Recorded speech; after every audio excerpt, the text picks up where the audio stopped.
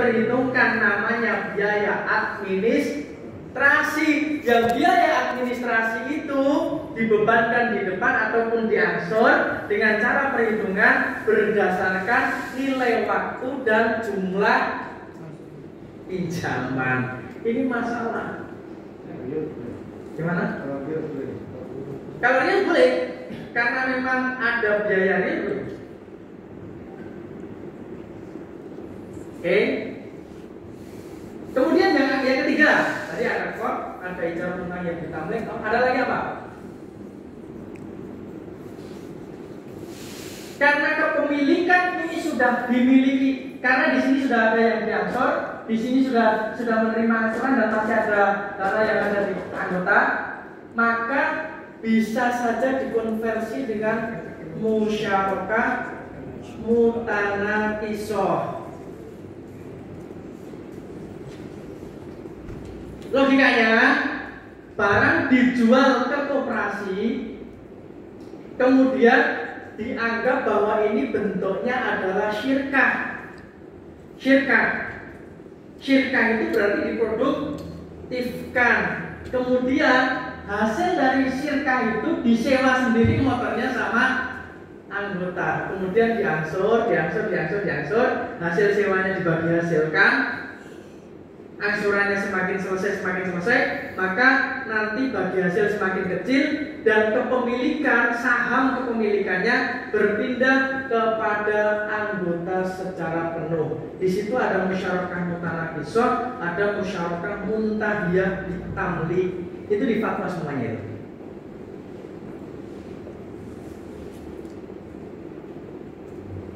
Oke. Kemudian bisa dengan cara mudharabah. Dibeli dengan proporsi, berarti ini ada pengembalian uang juga dengan proporsi penuh, terus kemudian disewakan lagi. Jadi mudharabah yang kemudian usahanya disewakan kepada anggota. Nah, ini kan konversi akad yang mumet-mumetan ini. Bolak-balik. Tetapi ini hal yang diperbolehkan di dalam DSN MUI.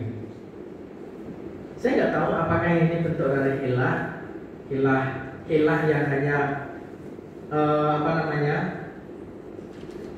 karena di dalam pertama kali kaidah fikih itu pasti diajarkan al-umuru bimaqasidiha. Suatu perkara dinilai hukumnya dari maksud dilakukan. Nah, ini kayaknya hawa-hawanya hawa-hawa para pendiam semua ini. Jangan mumet. Masih ada koyo sama balsam itu. Oke? Jadi itu adalah konversi akad. Ada yang perlu disampaikan, ada yang perlu didiskusikan. Ada yang perlu didiskusikan. Paham?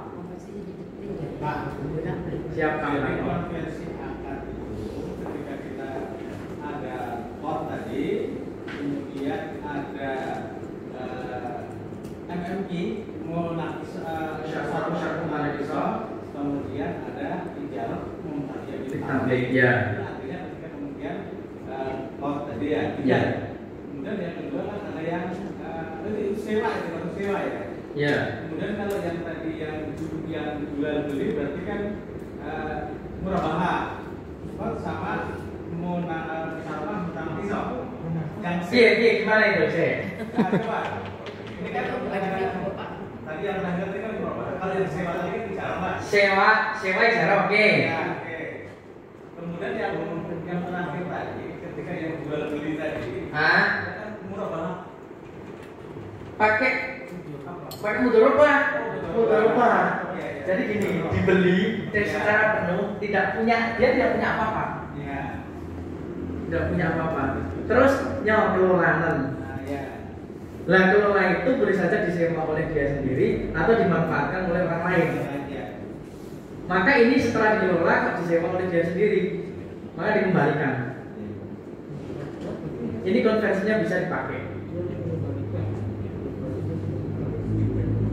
Oke. Bisa pakai mudharabah mustarakah. Wis pokoke bahasane ngono pelintiran kabeh. Oke? Ada yang mau didiskusikan? Bingung. Hah? Bingung karena istilah tadi. Apa di Indonesia kan itu? Nah, ini yang jadi agak masalah itu. Di Indonesia kan memang agak sulit.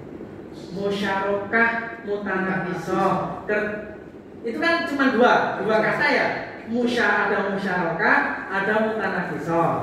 Lalu di Indonesia kan kerjasama kedua belah pihak yang dikelola bersama-sama, yang nantinya kepemilikan saham dari yang awalnya itu proporsinya 50-50. namanya 50-50, kemudian beralih kepemilikannya menjadi penuh dimiliki oleh peserta syirkah yang satu anggota. Wah, itu silahkan diterjemahkan sendiri. Karena kalau dibahasakan Arab jadi musyarakah mutanaqisah. Nah,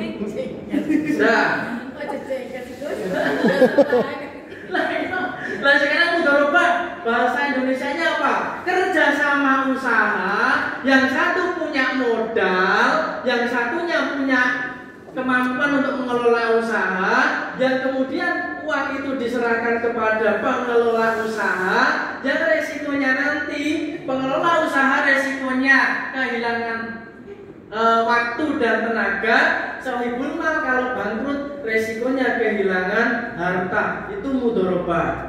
Coba kalau mau saya bahasakan Indonesia seperti itu apa enggak pusing malah? Jawa. Lah ya makanya. Ya enggak semuanya. Ya enggak semuanya. Terus jatuh tersubur di losor. Gimana? Kamu mikir ya? Enggak. Enggak. Ada harapan-harapannya nanti. Apa ganti jenengan? Ayo. Oh, Bali. Pesat Irfan Jaya. Oke, kita lanjut. Konversi akan sudah. Murabah emas. Boleh nggak murabah emas? Secara fatwa di SN MUI diperbolehkan. Konsiderannya mengatakan bahwa emas sekarang bukan nilai tukar. Hanya saja bantahan dari orang yang tidak sepakat dengan, termasuk saya, orang yang tidak sependapat dengan fatwa itu adalah bahwa kalimat yang digunakan di dalam hadis kan kaidah fikihnya itu la musawu fil ijtihadi, tidaklah terbuka pintu ijtihad fi mauridit tasrih, dalam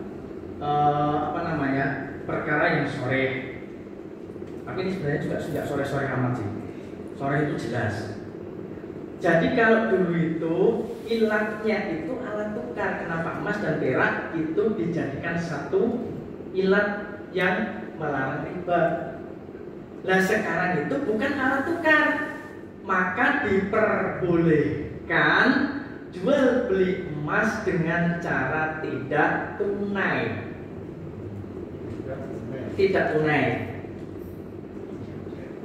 Atau murabahah emas.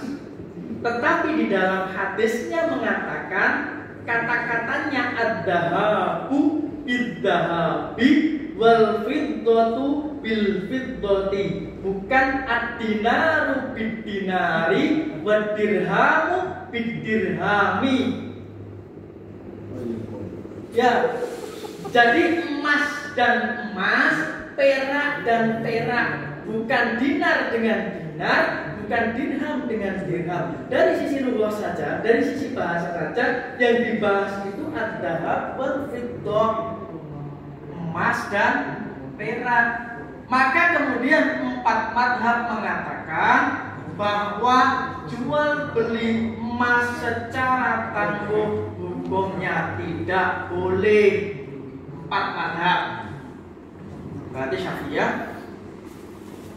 Hanafiyah, Malikiyah, Hambaliyah, 4-4-nya tidak membolehkan.